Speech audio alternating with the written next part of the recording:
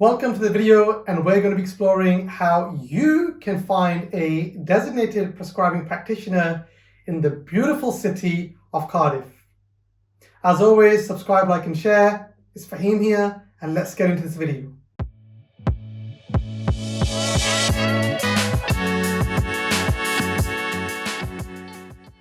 So in this video, we are going to be exploring how you can find a designated prescribing practitioner in Cardiff. Very important topic, because if you're a healthcare professional, and again, this video is designed for those individuals that can legally undertake the non-medical prescribing or independent prescribing course. So if you're a pharmacist, physio, paramedic, podiatrist, optician, dietitian, radiographer, nurse, you are, amongst others, in a position where you can undertake this qualification. Some of you might know it as the V300 course, non-medical prescribing course, or independent prescribing course. It's a 6-month course at the end of which you will be able to prescribe. Let's talk a bit about this course itself. I've explained to you which healthcare professionals can undertake the course. The course itself, in terms of length, is a 6-month course.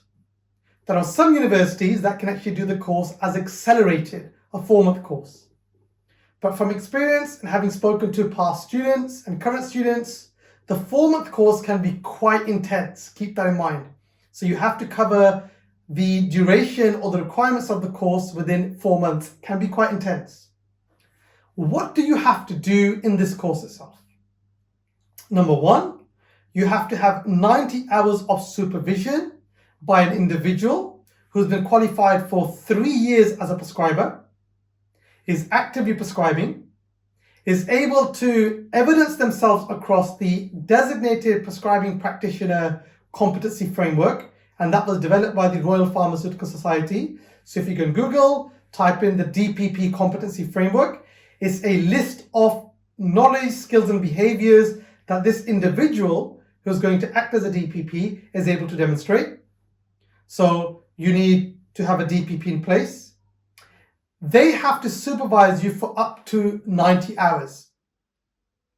The reason I say up to 90 hours is because you have to have 90 hours of supervision, but some universities will stipulate, for example, there's a particular university, I won't mention the name, that requires you to spend certain time with the DPP, but also in addition to this, 3 or more other healthcare professionals. So not only do you have to spend a certain time with your DPP, but they expect you to spend other time with other healthcare professionals as well. So I've said up to 90 hours, but 90 hours, you have to gain supervision from this individual or other healthcare professionals. In addition to this, you may have to do a portfolio. So you have to demonstrate what are you doing in these 90 hours or 12 days of practice? What are you essentially doing? Some university will require you to write an essay. So it's normally a 2,000-word essay where you have a case study. And in that case study, you need to demonstrate how you diagnosed the patient, how you treated the patient, what the alarm features were. You have to reflect on your practice, and we'll discuss that in a separate video, what reflection is all about. You may also have to do an OSCE, a written exam, and also pharmacology exam. And we find nurses actually struggle, or some nurses actually struggle with the pharmacology exam and the calculation exam. So if you're struggling with any of these components, get in touch with us at MEDLRN. We can absolutely handhold you through the process and guide you on how to get the best and how to prepare for this course itself. So we've discussed that if you're a certain professional, you can undertake this course itself, and then you can gain this prescribing qualification.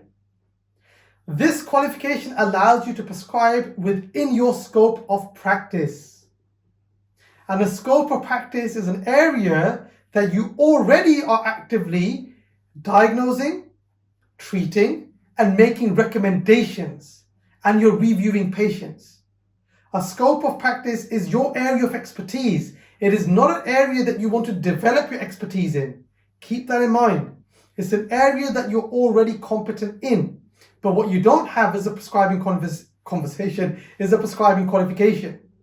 For example, let's say I'm working as a pharmacist in a community pharmacy. I have a patient who has an earache.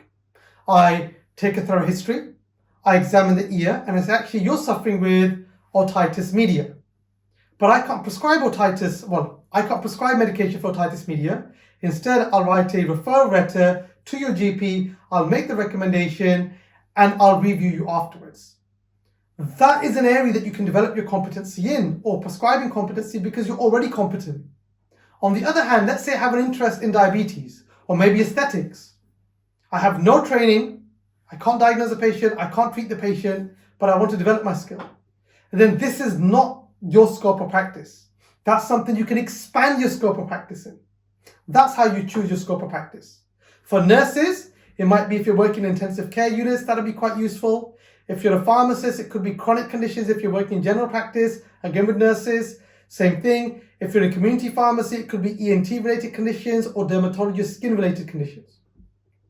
So now that you understand the prescribing course, you know it's 6 months, 90 hours, you know you need a DPP, and you already have an understanding that they're going to have to spend a lot of time with you, you're now on your journey to find a DPP. How do you find one? In Cardiff, the first thing I would do is get in touch with Cardiff University or local universities that are accredited to do the course. Send them a message. Ask them, can they help? Do they have any tips? Have a look if there's anything being offered by local PCNs. Perhaps Cardiff Hospital Local NHS Trust might be a good idea for you to visit. Get in touch with your local GPs. Develop a relationship with your local GPs. Have a conversation with out of hours. And if that doesn't work, I'd recommend go to LinkedIn and develop your network. Folks, if you're watching this video, the reason you're watching this video is because you don't have a wide enough network. You can't go through your phone diary, pick up and find someone who can help you. And to develop your networking, straightforward. Go to LinkedIn, on the search bar, type in doctor, send a friend request, send a polite message, introduce yourself and ask them. You want them to act as a DPP. Now, the reason why it's difficult to find one is because there's a shortage of DPPs. Also, DPPs don't understand what's required. Also, what we find is there's no financial benefits. It's always difficult to find someone who's willing to invest their time and effort to train you up. And it's a huge responsibility, folks, let me tell you. It's not a tick box exercise that you just tick the box and that's it. Absolutely not. They are playing a huge role in making sure that they're assessing you, they're helping you, they're teaching you, they're acting as a mentor for you. So you go cheap and you go twice. So don't go cheap and don't go twice. Make sure that if you are looking for someone, one, they have the experience. And I would recommend sticking to doctors where possible, or advanced clinical practitioners or experienced healthcare professionals who've done this before. So that's the key thing to remember. I would also recommend that you have a very thorough and deep understanding of what the requirement of the role is, so you can guide them and help them as well. And if you're struggling, get in touch with us. We can absolutely help not only you find a DPP, but support your DPP. Regarding finances and financial rewards, how long is a piece of string? GPs get paid up to 60, 70 plus pound an hour. Pharmacists can easily earn, if you're locuming, £30 plus an hour.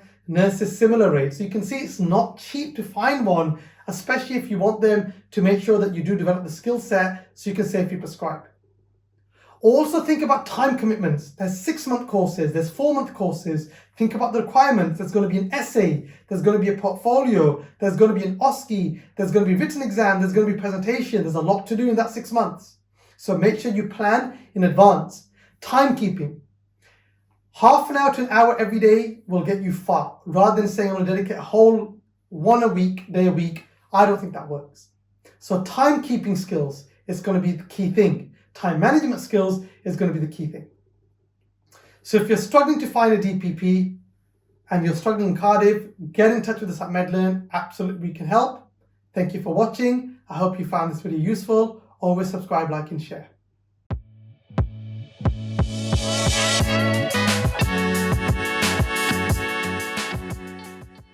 Welcome to the video, and we're going to be exploring how you can find a designated prescribing practitioner in the beautiful city of Cardiff.